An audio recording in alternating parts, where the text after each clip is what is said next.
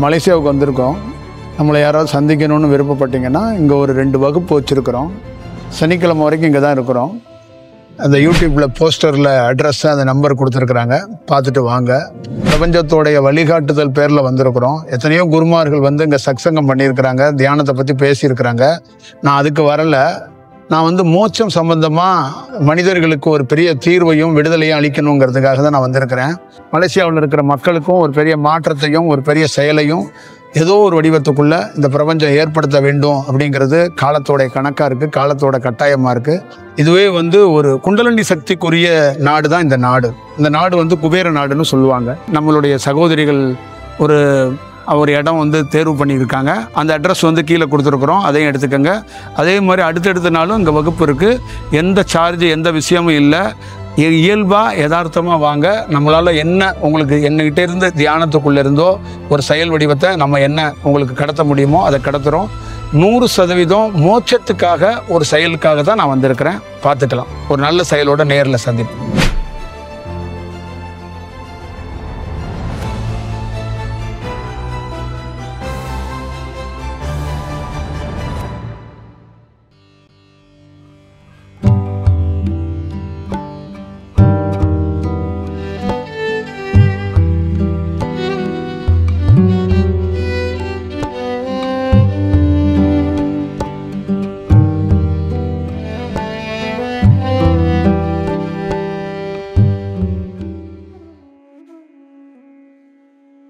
ஒரு தியானத்தோடைய உடல்ல ரொம்ப ரொம்ப முக்கியமான ஒரு இடம் என்பது இடுப்பு தான். அந்த இடுப்புக்குள்ள இயல்பாக இடுப்புல எந்த பகுதியிலையும் கவனத்தை வச்சு தியானம் பண்ண எந்த குருமாரும் அறிவுரை சொல்லலை, நானும் சொல்லலை.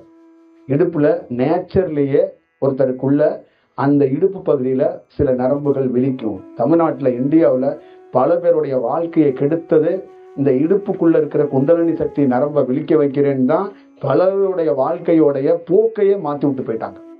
இந்த செயலெல்லாம் எந்த ஞானியோட ஹிஸ்டரியை வேணாலும் எடுத்துட்டு படிச்சு பாருங்க, அவங்களுக்கு அந்த குண்டலினி சக்தி எந்த பயிற்சியாலையும் வெளித்திருக்காது. இந்த உலகத்துல எந்த ஹிஸ்டரியை வேணாலும் எடுத்துட்டு படிங்க, விவேகானந்தர், ராமகிருஷ்ணன், யாரோடைய ஹிஸ்டரி வேணாலும் எடுத்துட்டு படிங்க. இந்த குண்டலினி சக்தி இயல்பாக தான் விழிச்சிருக்கும், இயல்பாகத்தான் விழிக்கப்படணும். ஒரு நாகம் இயல்பாக இருந்துச்சுன்னா அது வளரும்னு பாங்க. ஒரு குழந்தையும் இயல்பாக இருந்தா அது வளரும். அதே மாதிரி அந்த இயல்பாக அவங்களுக்குள்ள சில சவுண்ட்ஸ் கேட்டு சில இடத்துல இருக்கிற அலைவரிசைனால அந்த இது விழிக்குங்கிறாங்க. எனக்கு இயல்பாக கிராமங்கள்ல சுத்தி தெரிந்த போது அந்த இடுப்புல இருந்து ஒரு மாற்றம் கிடைச்சிச்சு. அந்த இது எனக்கு தெரியல. அதுக்கு முன்னாடி 10 நிமிடம் கூட ஒரு கோவில்ல போய் என்னால உட்கார முடியாது. உட்கார்ந்தனா ஏதோ நடந்ததெல்லாம் நினைப்பு ஒரு மாதிரி மைண்ட் ஒரு ஓடிக்கிட்டே இருக்கும், சரன்னு ஓடும். அப்ப என்னால உட்கார முடியாது. அப்ப நான் என்ன பண்ணுவேன்னா அந்த கோயிலையே 9 வாட்டி வலம் வருவேன். அப்புறம் எனக்கு அந்த கோவிலில் இருக்கிற கோட்பாடுகள் என்னவோ அந்த மந்திரத்தை நான் ஸ்டாப்பா சொல்லிக்கிட்டே இருப்பேன். அப்புறம் நான் விட மாட்டேன். அந்த சாமியை ஒரு உலகத்தில் இருக்கிற என்னென்ன வேண்டுதல் இருக்கோ அதை எல்லாத்தையும் வச்சிருவேன். என்னை பெரிய ஆள் ஆக்கிடு, உனக்கு ஒரு 1500 தேங்காய் உடைக்கிறேன், அப்புறம் இந்த தங்க படிக்கட்டை கட்டி விடுறேன், ஒரு பெரிய மணியை வாங்கி வச்சிடுறேன், இந்த இடத்துல கூரையை போட்டுறேன் அப்படின்னு எனக்கு என்னென்னலாம் தோணுதோ. யாருன்னா கேஸா போட போறாங்க, அந்த சாமியா நம்மகிட்ட ஏதாவது பண்ண போதா என்ன, அந்த மாதிரி எல்லா கோவில்கள்லையும் இந்த மாதிரி நான் ஒரு வேலையை பார்த்துக்கிட்டே இருந்தேன். ஒரு நாள் இவனை விட்டா வேண்டுதல்கள்லே பெரிய கின்னஸ் ரெக்கார்ட் பண்ணிடுவான் அப்படிங்கிறதுக்காக ஏதோ ஒரு டிவைன் அந்த நரம்பை விழிக்க வச்சிருச்சு. அதுக்கப்புறம் வேண்டுதல் இல்லாம போயிடுச்சு, சவுண்ட் இல்லாம போயிடுச்சு, சத்தம் இல்லாம போயிடுச்சு, பேச்சு இல்லாம போயிடுச்சு. அப்ப மௌனமா உட்கார்ந்து ஒரு 15 to 25 நிமிஷம் தியானம் பண்றதுக்கான வாய்ப்புகளை பெற்றேன். அதுக்கு முக்கியமான காரணம் இந்த இடுப்புல இருக்கிற ஒரு பகுதி விழித்ததுனாலதான்.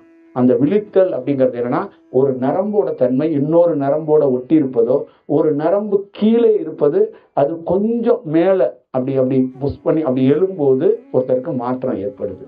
அப்ப அவருடைய உடல்ல இருக்கிற தன்மைகள் மாறப்படுகிறது.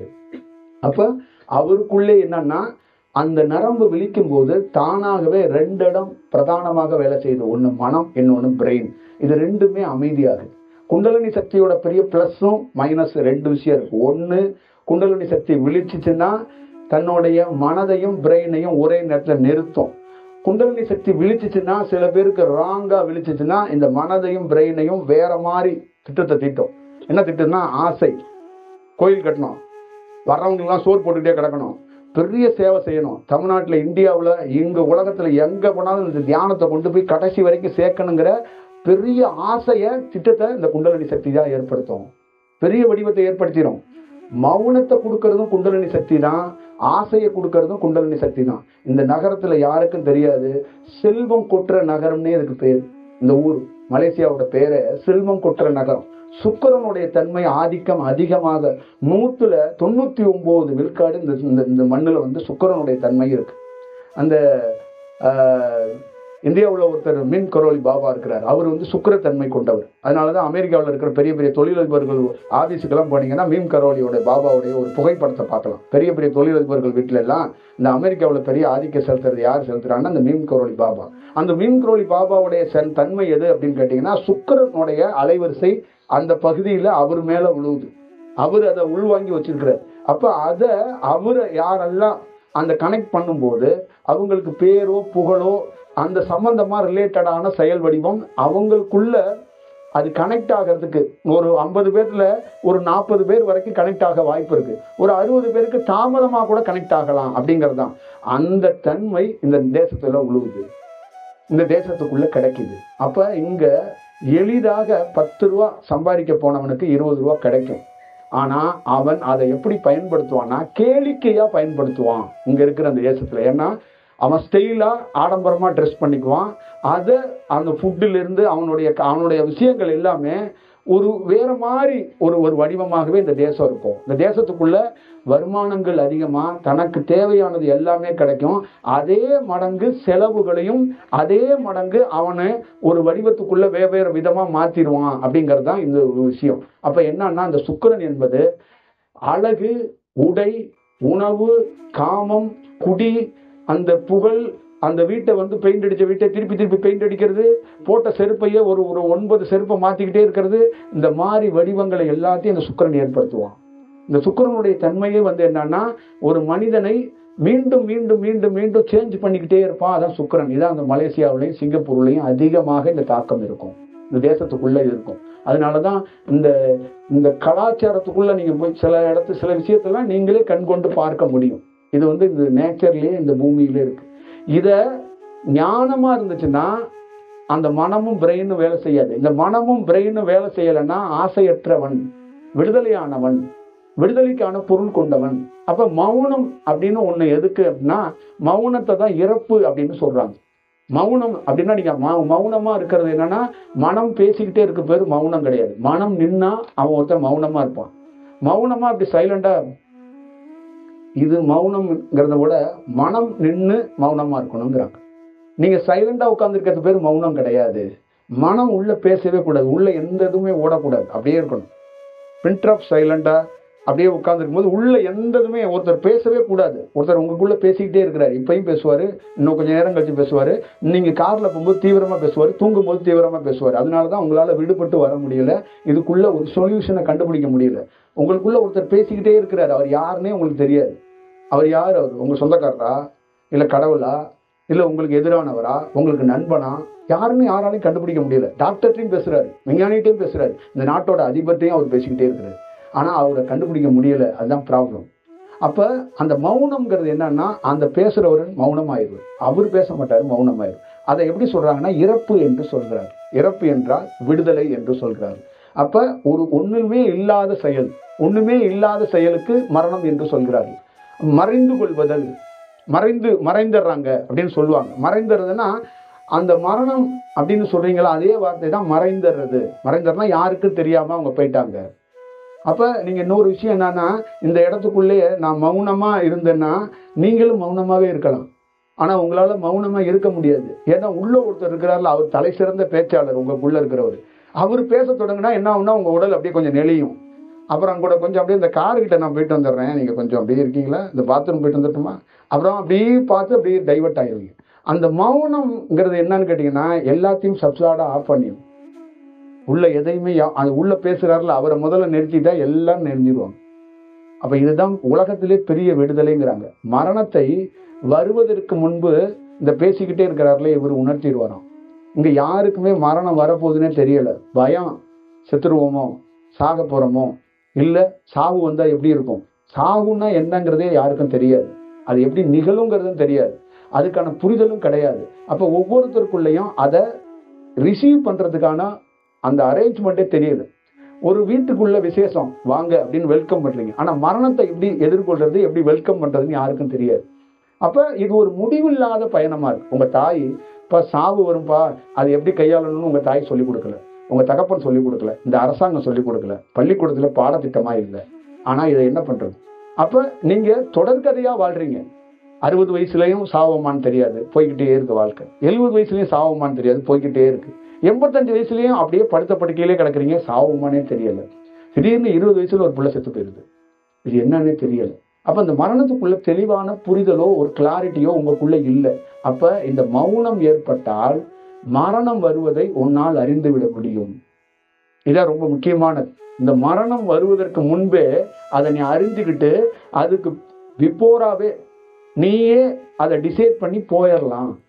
அப்ப நீ எப்படின்னா ஒரு இன்னொரு இடத்துல இருந்து குடிபெயர்றல்ல, அந்த மாதிரி குடிபெயர்லாங்கிறாங்க.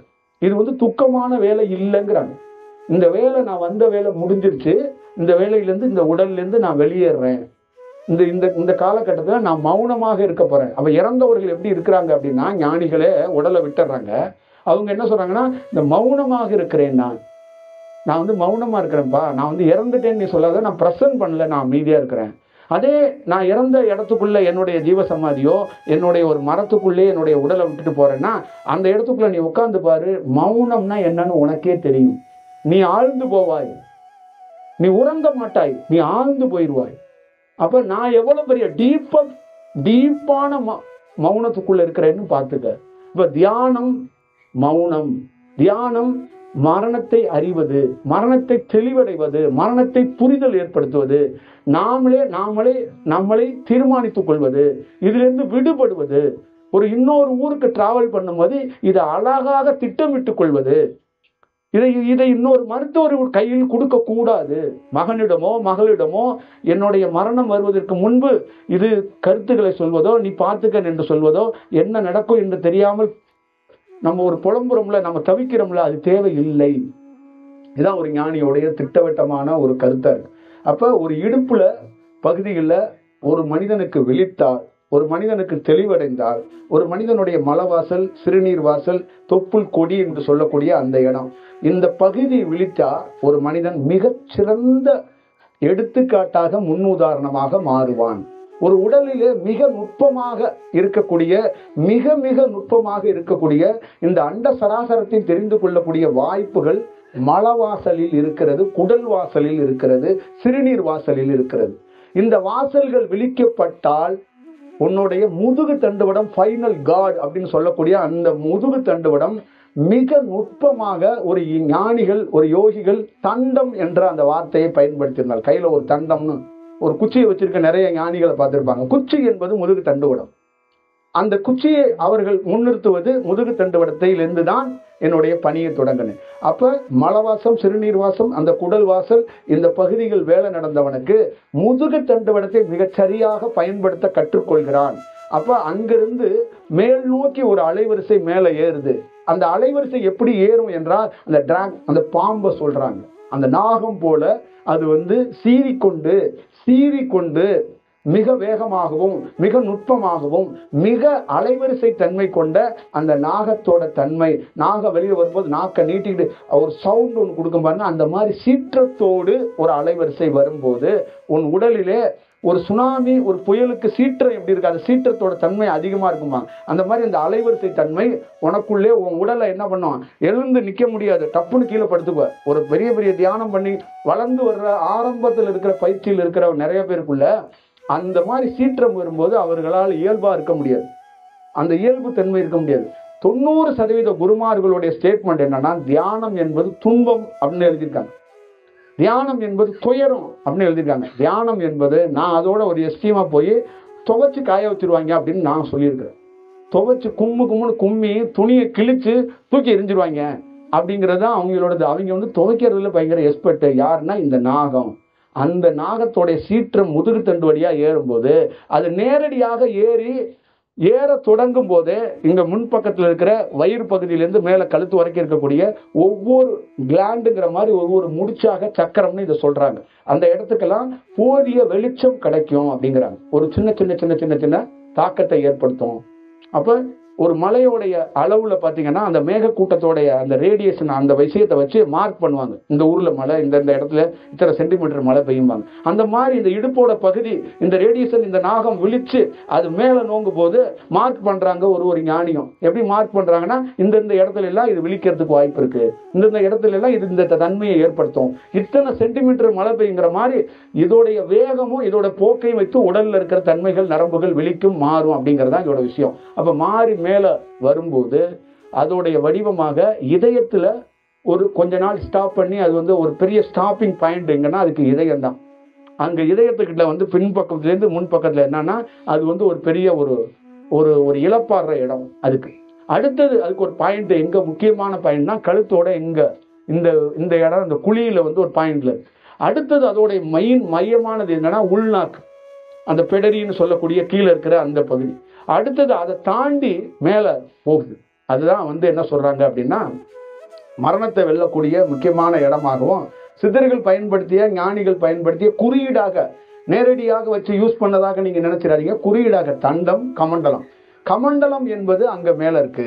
இப்ப அந்த தண்டத்திலேருந்து முதுகு தண்டு வடத்திலேருந்து அலைவரிசையை கொண்டு போய் கமண்டலத்துல உள்ள செலுத்தணும். அப்ப கமண்டலத்துல எவன் கொண்டு போய் செலுத்துறானோ அவன் மரணத்தை வென்றவனாக மாறி விடுகிறான் அப்படிங்கிறதுக்குள்ள ஒரு செயல் வடிவம். அப்ப இந்த கமண்டலத்துக்கு என்ன பண்றாங்கன்னா முதல் வடிவமா ஒரு கனெக்ஷனை ஏற்படுத்துறாங்க. அப்ப கனெக்ஷனை ஏற்படுத்தி இந்த கமண்டலத்தையும் தண்டத்தையும் ஒன்னாக இணைக்கிறாங்க. அப்ப ஒரு ஞானி இருக்கிற இடத்துல கமண்டலமும் தண்டமும் இருந்துச்சுன்னா அவர் ரெண்டையும் ஒன்றாக இணைத்து கையாளக்கூடிய திறமை படைத்தவர் அப்படிங்கிறது தான் அதோடைய பொருள். அப்ப இந்த கமண்டலத்தையும் இந்த தண்டத்தையும் ஒன்னா இணைச்சிட்டு அதுக்கப்புறம் அவங்களுடைய ரோல் என்னவா இருக்குன்னா முன்பகுதியிலிருந்து எழுப்புறாங்க. முன்பகுதி தான் முன்னாடி வச்சுக்கிறாங்க. அதான் சக்கராஸ்ன்னு சொல்றீங்கல்ல, அந்த சக்கராத் வழியாக அலைவரிசைகளை மேல எடுத்துட்டு போறாங்க. அப்ப எடுத்துட்டு போய் முதுகு இங்க இதய பகுதியில நிறுத்துறாங்க.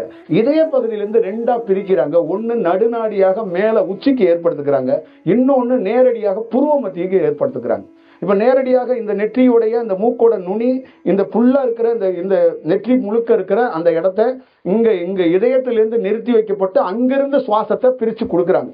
அப்ப நேரடியாக இந்த இந்த நெற்றி பொட்டிலிருந்து ஒரு பெரும் அலைவரிசைகள் மாறப்பட்ட போது அது என்ன பண்ணுது, நேரடியாக இந்த கமண்டலத்துக்கு போகுது.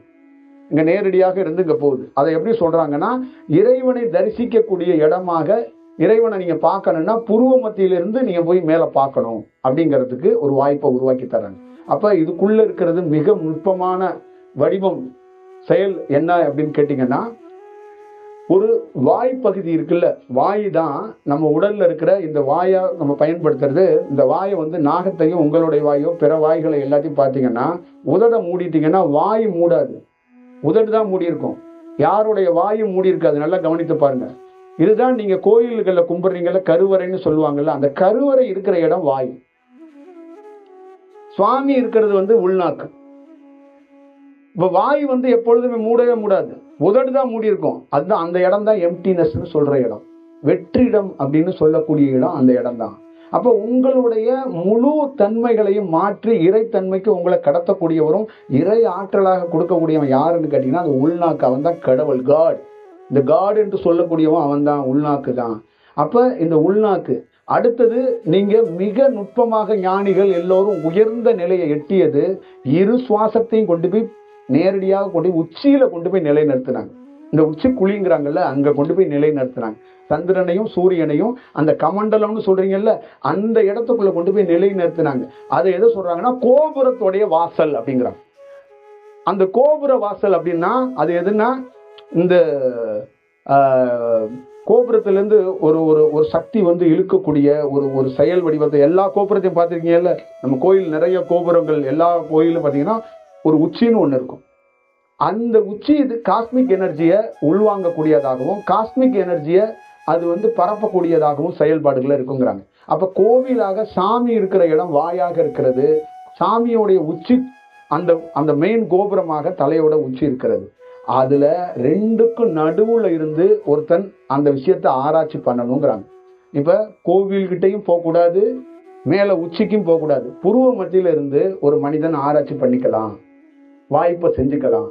இறைவனை கண்டறியறதுக்கு இந்த வாய்ப்பை நீ உருவாக்கு. இதுக்கு பேர் என்ன சொல்றாங்கன்னா நடுநிலைங்கிறாங்க.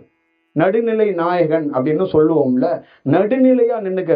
கீழே கடவுள் இருக்கிறார், மேல கடவுளுடைய தலை இருக்கு, அதான் உச்சி.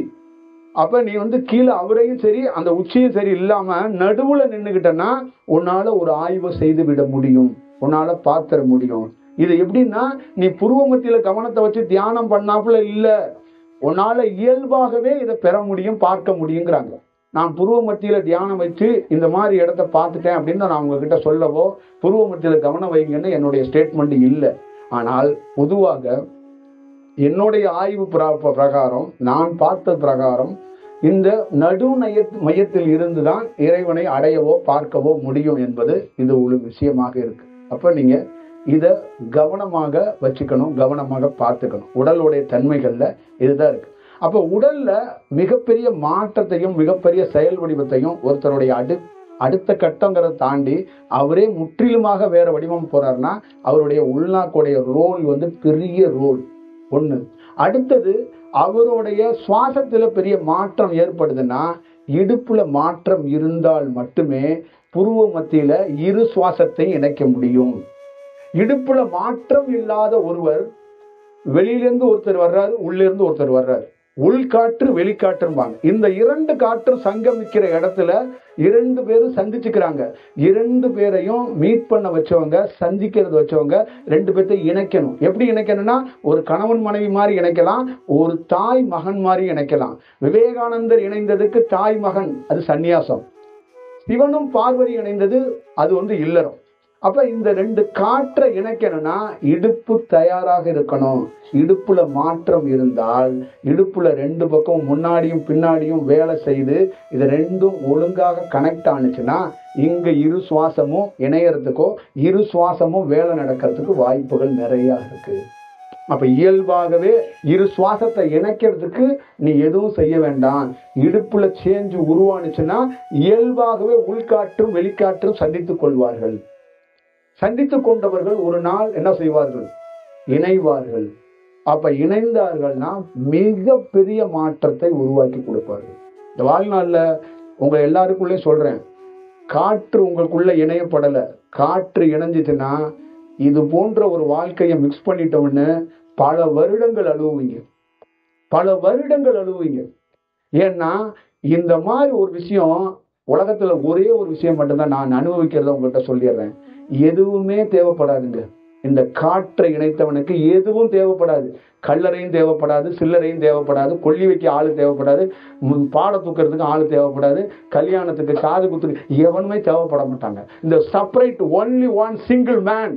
நீயே சுயமாக வந்தவன், நீ ஒரு சுய சோல் அப்படிங்கிறத நீ ஒரு இண்டிபெண்டா வாழக்கூடிய ஒரு தகுதி படைத்தவனாக மாறி போய்வாய். இது நான் நிதர்சனமா சொல்றேன். அந்த மாதிரி ஒரு செயல்ல இருந்து தான் எந்த ஞானியும் விடுபட முடியாம அவன் அவ்வளோ பியூட்டிஃபுல்லா அந்த உலகத்தை ரசிக்கிறான். அவன் இந்த ஹேரு, இந்த ட்ரெஸ்ஸு இதெல்லாம் கவனம் செலுத்தலைங்க. அவன் வேற ஒரு வடிவத்தை பார்க்கறாங்க. எதுவுமே கையில எடுக்காம வாழணும். அதான் பெரிய விஷயம். எதுவுமே கையில எடுக்கக்கூடாது, எதுவும் கையில் இருக்கக்கூடாது. அதான் சொல்றேன், இன்னைக்கு ஒரே ஒருத்தர் உங்ககிட்ட ஒரு திட்டம் இல்லாம ஒரு வேலையை உங்களால செய்ய முடியுமா? என் தாய் மீது ஆணையா சொல்றேன், திட்டம் இல்லாம தான் நான் இங்க நிக்கிறேன், இங்க உட்கார்ந்து இருக்கிறேன். நோ திட்டம், கமிட்மெண்ட் கிடையாது, ஒரு திட்டம் கிடையாது, ஒரு விஷயம் கிடையாது. அந்த இயல்பா அடுத்த ஸ்டெப் என்னங்க, திட்டம் கிடையாது. அந்த போக்க அதுவே முன்னாடியே இந்த வடிவத்தை எல்லாத்தையும் அது மார்க் பண்ணி காட்டுது. இங்கன போய் இங்கே லேண்ட் ஆகணும், இங்கே நிற்கணும், இங்கே போகணும் அப்படிங்கிறது இருக்குல்ல. அப்போ என்ன சொல்லுதுன்னா அது முன்னாடியே எனக்கு காட்டப்பட்டுட்டு என்ன சொல்லுதுன்னா, ப்ரோக்ராம் பண்ணாத, அட்வான்ஸாக உனக்கு காட்டிட்டேன், அதனால உனக்கு கூட இருக்கிறவங்கள்ட்ட விவாதிக்காத. அவங்கக்கிட்ட நான் ஒரு 3 நாள் இருக்கிறேன், 4 நாள் இருக்கிறேன், நீங்கள் ஏதாவது ஒரு ஏற்பாடு பண்ணுங்க, நம்ம ஒரு சந்திப்போம், அவ்வளோதான் இருக்கணும். உனக்கு ஒன்று தெரியுது, நீ ஒரு அட்வான்ஸாக வேற மாதிரி இருக்கன்னா உன்னை வேற மாதிரி அவங்க பார்த்துருவாங்க, வேற மாதிரி அணுகிடுவாங்க. இது ஒரு புதையல் மாதிரியோ இல்லை இது ஒரு இமேஜினேஷன் மாதிரியோ, இது ஒரு கற்பனைக்குள்ள கூட போறதுக்கு வாய்ப்புகள் இருக்கு. அந்த மாதிரி ஒரு இமேஜினேஷனை கிரியேட் பண்ணக்கூடாது. இதுதான் நம்ம ஊர்ல கடவுளை கிரியேட் பண்ணிட்டாங்க. ஒரு இமேஜினேஷனை உருவாக்கிட்டாங்க.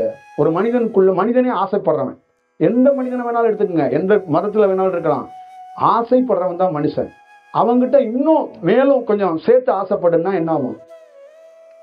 அவனை அப்படி விடக்கூடாது அப்படிங்கிறது தான். அப்ப எனக்குள்ள ஒரு பகுதியை இங்கிருந்து அங்க டிராவல் அப்படிங்கிறது காட்டப்படுது. அதை தெரிஞ்சுக்கிட்டியா, அமைதியா காத்துரு. அவங்க என்னென்ன போக்குல எல்லாம் அவங்க பண்றாங்களோ அதுபடியே நீ ரசி. அப்ப நான் என்ன பண்றேன், இந்த இடத்துக்கு வர்றேன், இங்க நான் உட்கார்ந்துருக்கேன், நீங்க என்னென்ன பண்றீங்களோ அதை நான் ரசிக்கிறேன், அவ்வளவுதான். நீங்க என்ன எப்படி ரிசீவ் பண்றீங்க, என்ன பாக்குறீங்கன்னு தெரியாது. நான் உங்களை ஒவ்வொரு வினாடியும் இது என்னன்னு எனக்கு இதோட எண்டும் எனக்கு தெரியும். அதனால இந்த சுவராஜ்யம் தெரிஞ்சதுனால இதோட இதோட இதோட முடிவு இன்னும் ஒரு மணி நேரத்துல முடியும்னு வச்சுக்கோங்களேன். இந்த முடிவையும் தெரிஞ்சுட்டு தான் நான் உட்காந்துருக்கிறேன். இந்த முடிவு என்னன்னே உங்களுக்கு தெரியாது. அப்ப உங்களுக்குள்ள என்னன்னா இங்க வந்திருக்கிறது மட்டும்தான் தெரியும். இதோட முடிவு எப்படி இருக்குன்னு உங்களுக்கு தெரியாது. முடிவு கிளைமேக்ஸே எனக்கு தெரியும். அதனால நான் என்ன பண்றேன்னா, அந்த இயல்பு தன்மையிலேயே அந்த காட்சியையும் பார்க்காதவன் போலதான் நான் என்னுடைய பிரசன்ஸை நான் பண்ணணும் அப்படின்னு நினைக்கிறேன். இந்த மாதிரி ஒரு பிரசன்ஸ் ஒரு தனி மனிதனுக்கு கிடைக்கணுமா வேண்டாம்? இவ்வளவுதான் விஷயம்.